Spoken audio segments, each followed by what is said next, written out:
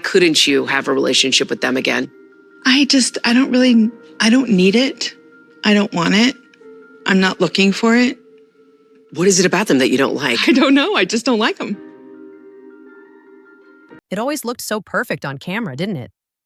The big family dinners, the shared laughter, the constant message that love should be multiplied, not divided.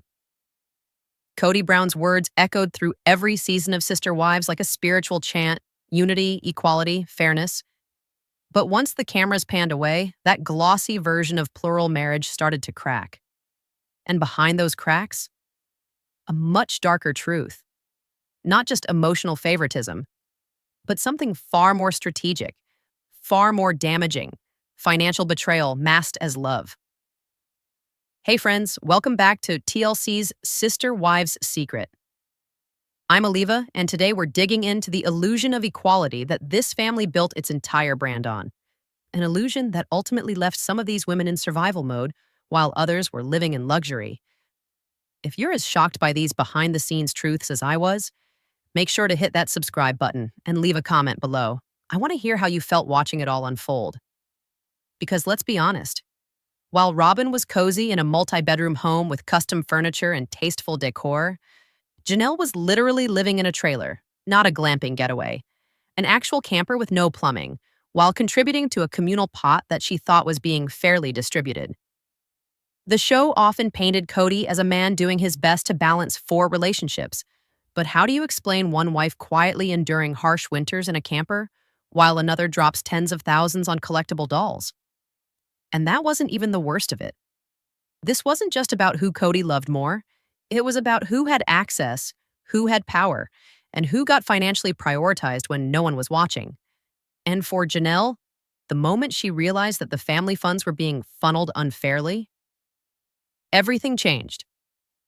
At first, Janelle didn't question it. She's always been the practical one, the wife who focused on budgeting, paying bills, and keeping things afloat when things got rough. She wasn't flashy, she didn't complain, and she trusted that everyone was pulling their weight.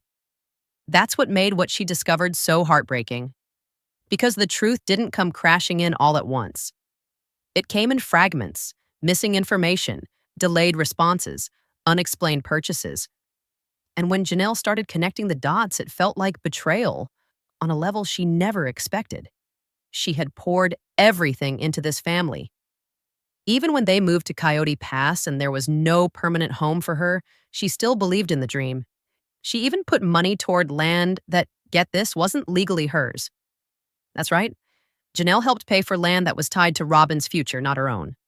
And while she was living out of a trailer with no working plumbing, literally having to haul water by hand, Robyn was making high-end purchases with family money. We're talking over $148,000 in home decor and more than $62,000 spent on American Girl dolls. Dolls, and here's what hits the hardest. Janelle didn't just wake up one day and decide to live in a camper. She did it because she thought she was sacrificing for the greater good. She thought they were building something together, a shared dream, a future for all the kids, a legacy. But when she saw where the money was really going, that illusion shattered. Can you imagine the feeling of sitting in a freezing trailer, brushing your teeth with bottled water, while knowing the woman who married in last is getting marble countertops and handcrafted doll houses? I'll be honest with you guys, this wasn't just a financial betrayal. This was emotional manipulation wrapped up in the idea of fairness.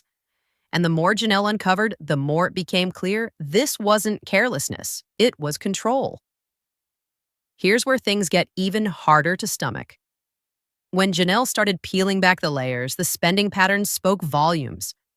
Over $148,000, yes, $148,000, went to luxury decor for Robyn's home. Not necessities, not family needs. We're talking elegant furniture, upscale lighting, custom pieces. The kind of things you don't buy when half your family is living without running water. And if that wasn't enough to make your jaw drop, another $62,000 went toward an elaborate collection of American Girl dolls. That's not a typo. $62,000 on dolls, while Janelle was boiling water to wash dishes. Now the question that naturally comes up is, where did this money come from?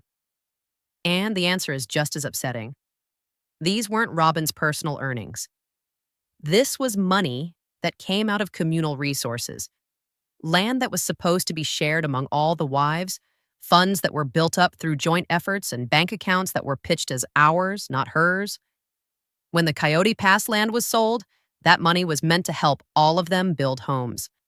But somehow the funds kept flowing in one direction. And it wasn't toward Janelle or Christine.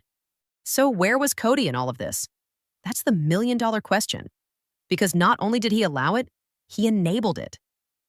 Cody turned a blind eye again and again, making excuses for Robyn, calling her the obedient wife, claiming she was the only one who respected the family structure. But what about Janelle? What about Christine? The women who sacrificed the most, who stayed quiet the longest, who kept the family running? At what point does favoring one wife turn into financially starving the others? You guys, be honest.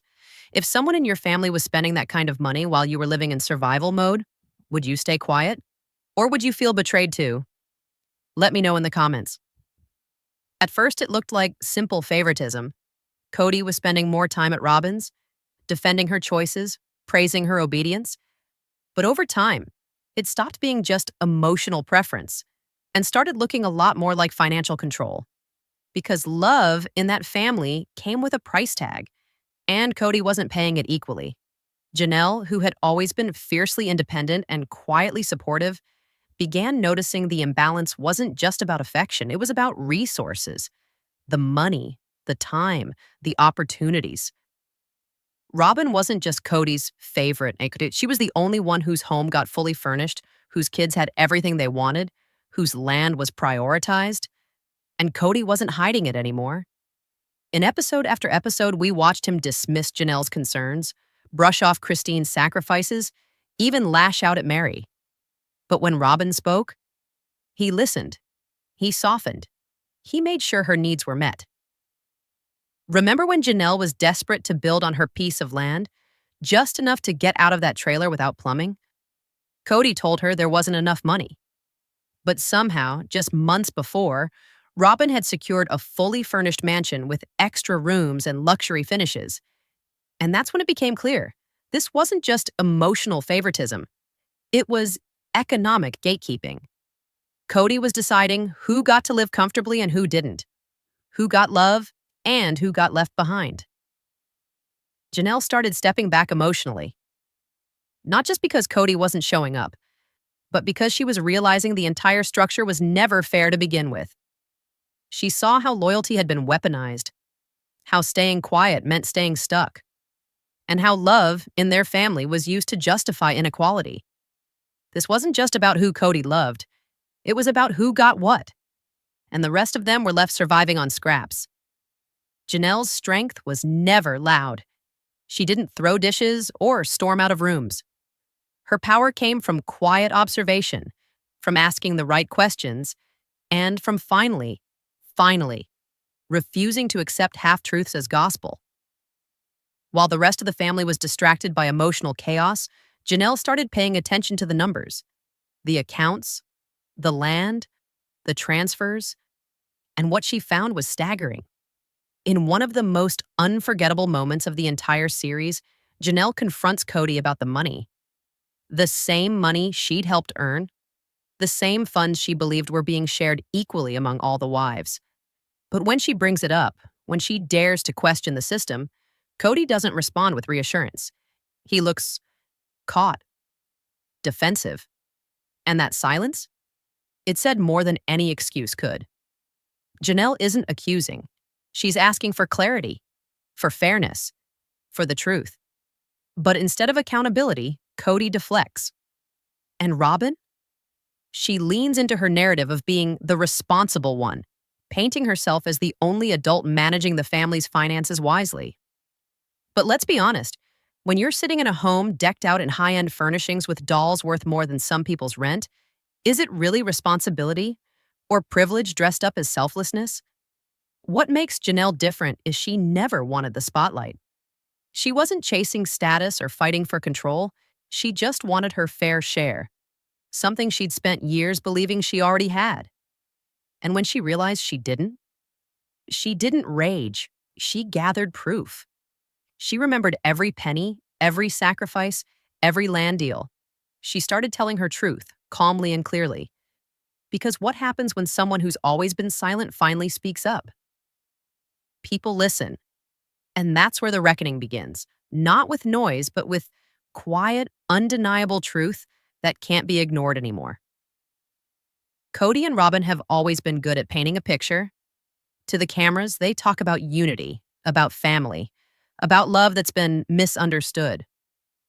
Cody leans on the idea that they're all in it together, that the shared land, the shared dreams, the shared struggles were just part of the polygamous journey. But when you strip away the glossy monologues and the family meetings, when you look at the numbers, the footage, the hard evidence, what's left isn't unity. It's imbalance. It's financial hoarding. It's one wife living in comfort while the others were left to figure it out on their own. Robyn's home tells a different story than the narrative she pushes. While Janelle was stepping over hoses outside her camper just to use water, Robyn was furnishing her house with custom decor and lining the shelves with expensive collectibles. And Cody? He didn't just allow it, he defended it. He excused it. He rewarded it. Meanwhile, Christine was walking away from decades of emotional neglect, and Janelle was left trying to find answers in a system that was never truly built for her benefit. And here's the question we really need to ask. How do we call something love when it drains the people who give the most? When one person's comfort is built off another's sacrifice, can we still call that family? Can we still call it commitment? Janelle may have been quiet for years, but she is not invisible. She is not forgettable. She is the one who put in the work, paid into the dream, and now dares to expose the truth that others tried to bury. She's not just a wife who got left behind. She's the one standing in front, holding the receipts. Not to cause drama, but to make sure no one else calls manipulation love ever again.